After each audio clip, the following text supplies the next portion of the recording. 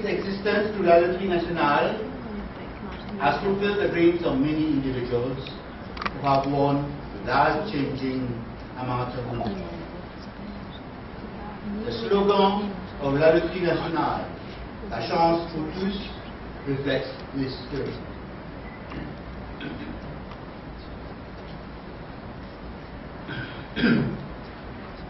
I would like to tell you here a personal anecdote. My two brothers and sister and I come from a very humble family. My dad was a shopkeeper in Conférence who believed in hard work. He worked honestly to bring food to the table every day. And yet, I remember that every month he would not miss buying his lottery ticket. Why? Despite his constant struggle to feed the family, the lottery which he bought every month gave hope to him and our family that perhaps one day our lives would be different if we won the lottery. As a child, I remember I was keen to check the lottery results every month. And the family and I all gathered around the table to dare to dream of winning the first prize. Lottotech, through the Mauritius National Lottery, offers the Mauritians and Rhodicans this very same source of hope and dream.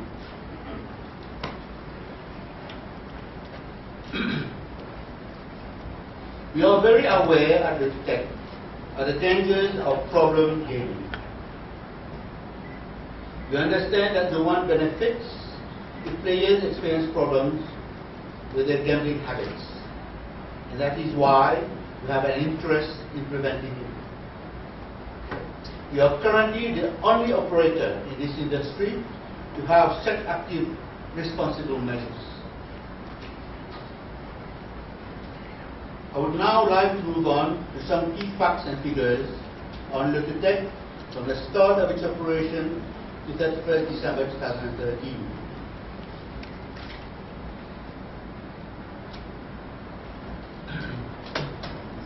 Firstly, Lottotech has distributed 6.1 billion rupees as prizes.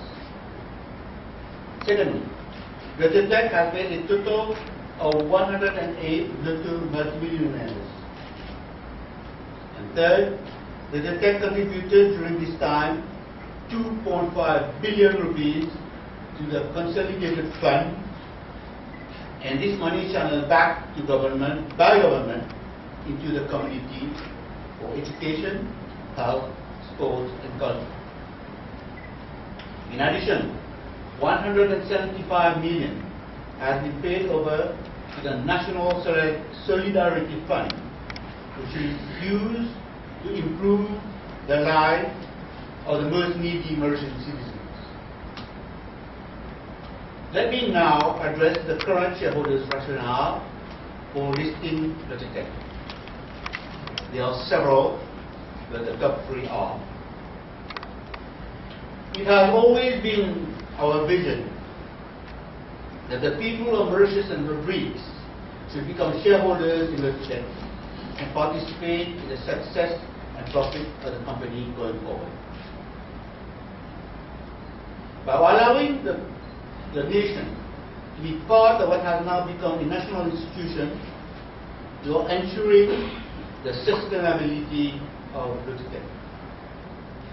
Last, the listing will fulfill the objective of the current shareholders to raise capital for other investments. Ladies and gentlemen, Lottotech has and will continue to benefit from the vision of the directors of Gamma, who sits on the board of Lottotech.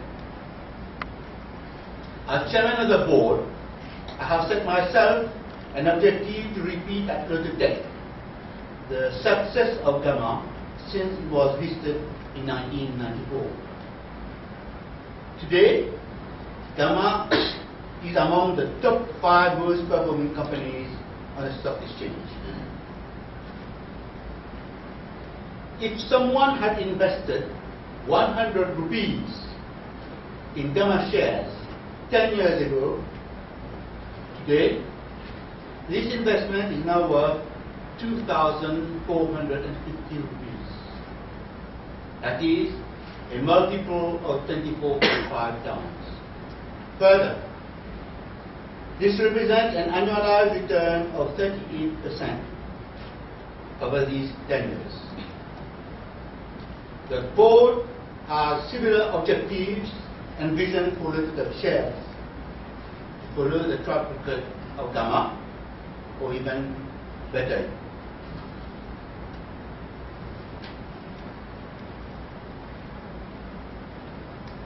Ladies and gentlemen, Lottotech has a great future. Through this listing, we wish to involve all our countrymen. The basis of sustainability is about people. Sharing success breeds further success. Others merely talk about it, but we at Lottotech dare to do it. Thank you. Raconte surtout comment on peut faire de l'île Maurice une île meilleure.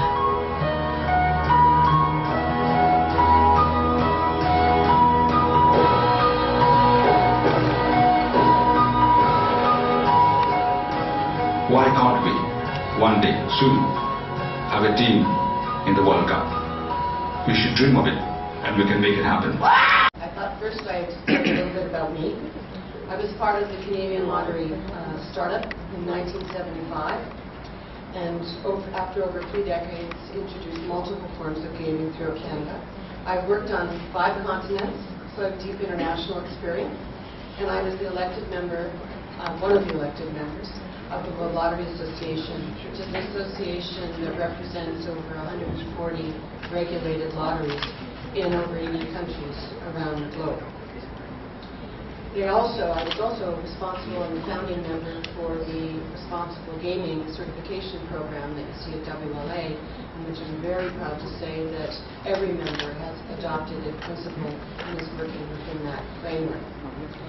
So after 35 years of working in the lottery business, I was offered an opportunity to join Lottotech, a 2-year-old lottery at the time, and accepted another opportunity to lead a growth strategy.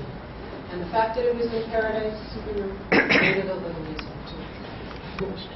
Lottotech actually is an inspiration story. After 4 short years, they've built expertise in management, and let me tell you why I'm so excited about this listing. We're a world-class lottery with great financial performance and, as Carl said, no debt. We've developed an experienced international and local management team, and we have a very, very strong brand. So let me tell you a little bit about Lottotech today. After being incorporated by Gamma in 2008, Lottotech submitted the winning bid with the winning game plan to SIC and became the operator of the lottery, winning and was the preferred bidder later that year. It's important to note that under the GRA Act, the operator means a company promoted by SIC to operate the lottery and VLTs. The Act also stipulates that there shall at no time be more than one operator holding a license to operate the Mauritius National Lottery. A shareholders' agreement was signed with the SIC to implement and operate the lottery. It goes on to state that the party shall not directly or indirectly compete with Lottotech. Subsequent to this, the GRA issued an exclusive license to Lottotech to implement and operate the lottery. This is important as we are highly regulated to protect our players and ensure the money goes to good causes. With SIC as a shareholder and with a non-compete clause and an exclusive license with GRA, we have great confidence that we will continue to operate for many years to come. The mission and vision of Lottotech actually reflects our reason for being: to maximize revenue for good causes through the consolidated funds and to create sustainable shareholder value. You may not know, but lotteries and good causes have been linked for a number of years, dating back to 120 AD, when in China they actually had Kino, a lottery that was raising funds to build the Great Wall of China. In the 1600s, James I funded the first voyage to America with lottery funds. Interestingly enough, George Washington used lottery funds to try and run the British out of America.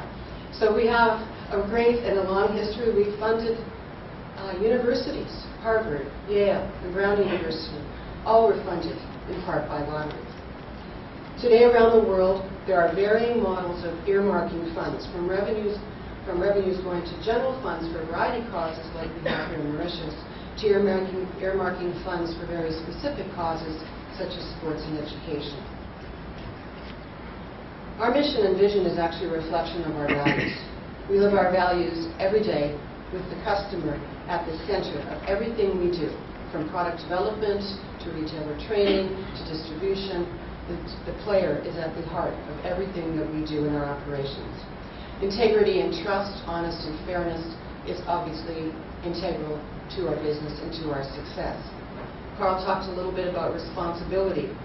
We see our role in the chain of things around responsible gaming as being education and prevention, of making sure that our players are making informed choices, of making sure that they have all the information they need about the games they're playing, so they are making informed choices.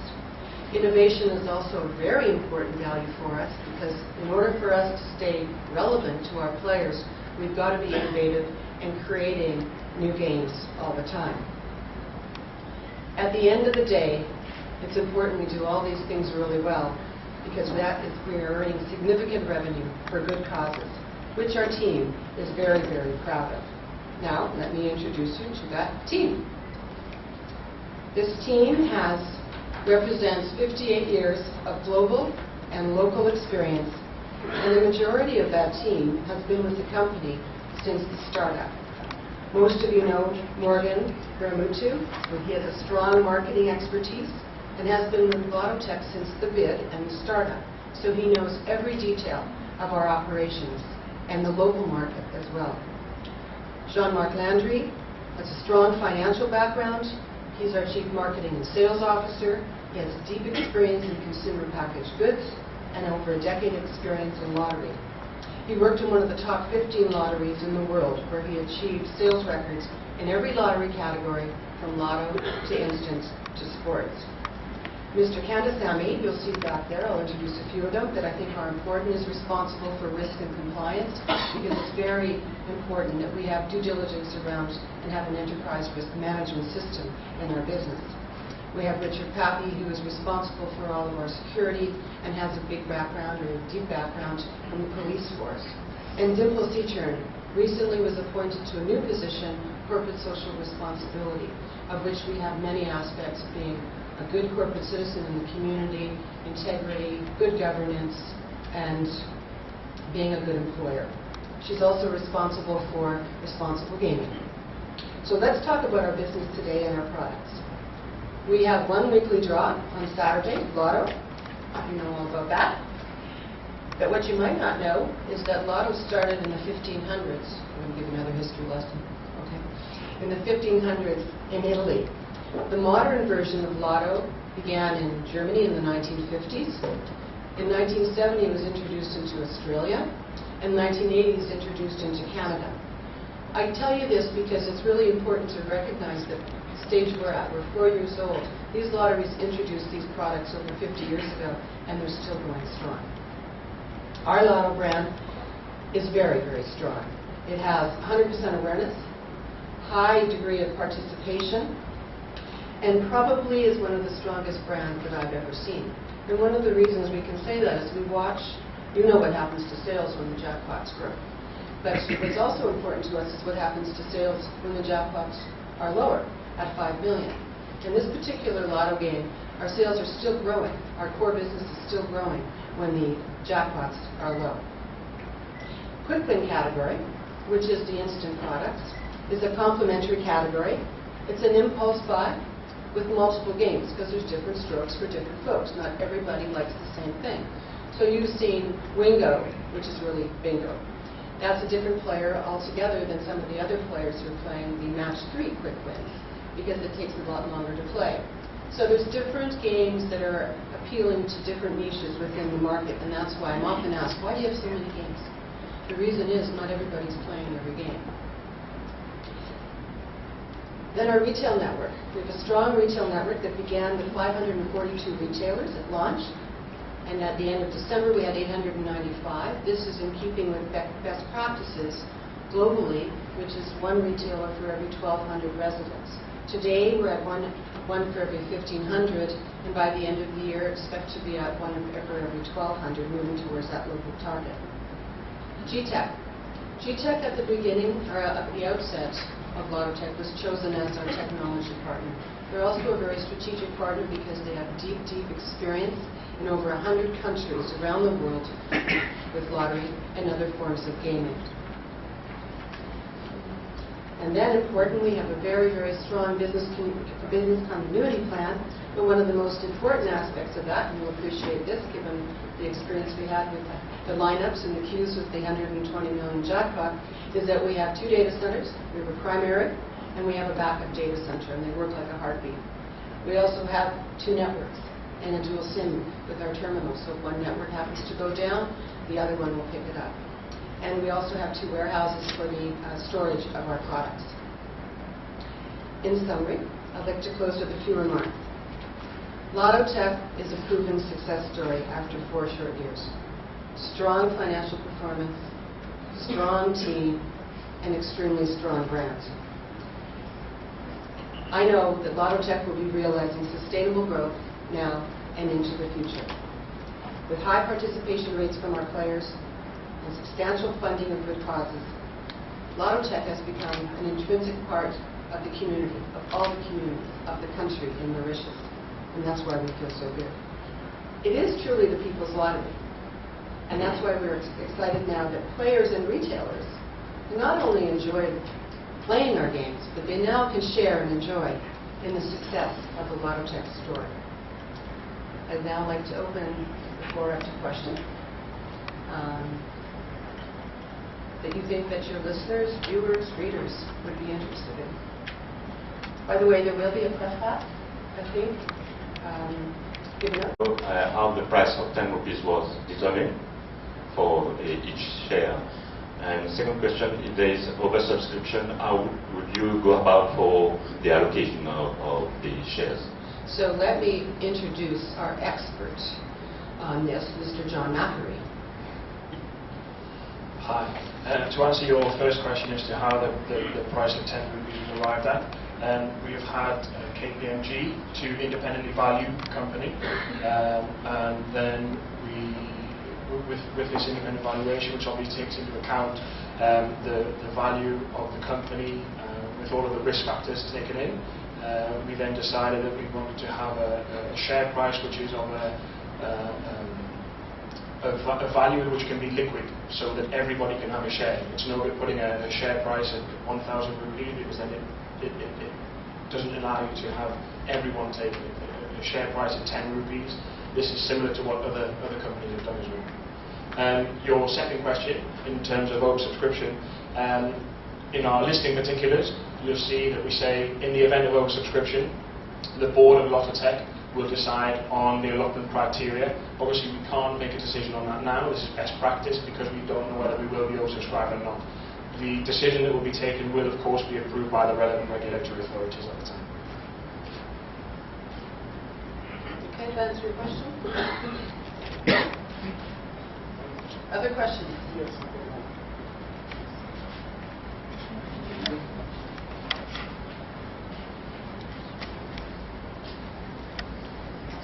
Obviously, you're raising capital, so we'd like to know for which projects you want to raise capital for. Well, I can speak for Lottotech and say that we've built our infrastructure over the last 4 years, so most of the additional enhancements and things that we're going to be doing in the market, our current infrastructure will handle that. You can't speak for the shareholder, at this time, but I'm sure the shareholder will be happy to sit down and talk with you about that at another time. I'm not avoiding the question, I don't represent the shareholder. So I can tell you what Lottotech does.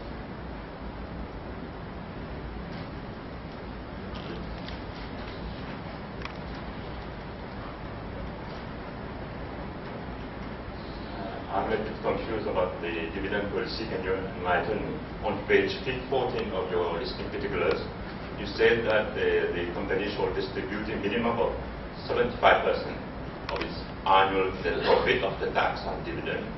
And then the next line, you said that the board has a target dividend policy whereby almost 100% of net profit of the tax is declared as dividend. Can you enlighten me on that, please? Okay, so the first sentence, which you rightly said, within the constitution of the company, we will distribute a minimum of 75% of our profit after tax. Okay, so this is what we're going to do every year. There is a target that we will distribute up to 100%, so subject to solvency tests. In the past, you'll see that the retained earnings of the company are lower because we have a history of distributing up to 100%. This is a target. It's simply that. Do you understand it a little bit better? So that one is written in the constitution, the other is a target which we will achieve and have achieved in the past.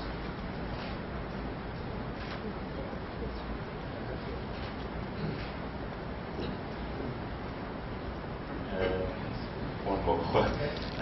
Now that you are opening the share capital to the public, would you in the future have somebody from the public sitting on the board? I think I can answer this question. We have 3 new independent non-executive directors who are mentioned within the listing particulars who will be appointed as from the 19th of May. So yes, there are new independent executives to sit on the board to represent everybody's interests.